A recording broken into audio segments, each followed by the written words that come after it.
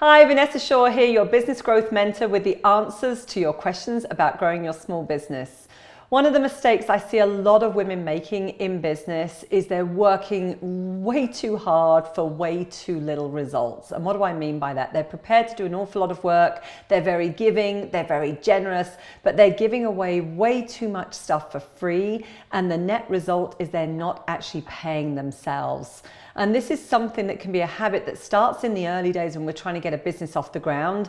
But before we know it, we're 2, 3, 5 years in business and still not paying yourself the amount that you really need to thrive in your business and in life. So what can you do about that? Well, let's just give you some examples of some very practical steps that you can take.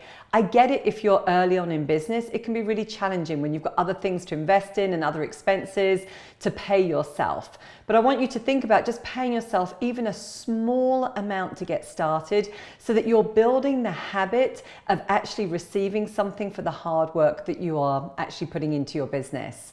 Secondly, from a mindset perspective, I also want you to think about, would you really be able to hire somebody for the little amount that you are paying yourself? I'm sure 9 times out of 10, you're going to be saying, no, nobody would be willing to work as hard as I am for the amount that I'm paying myself or not paying myself. So start to get your mind around that nobody else would be willing to work for free, and you shouldn't be able to either.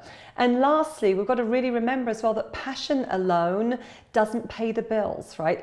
We do live in a world where the currency is dollar bills, and that's what we need to live. That's what we need to pay our bills. That's what we need to also fund some of those dreams and some of those things that are close to our own hearts. So I want you to just set yourself the number of the amount that you would like to at least start paying yourself, taking it out of your business. And secondly, perhaps even consider that it's time for a pay rise. So I'd love to hear your comments below. Like, share, send some love to this, and I look forward to sharing another tip with you very soon.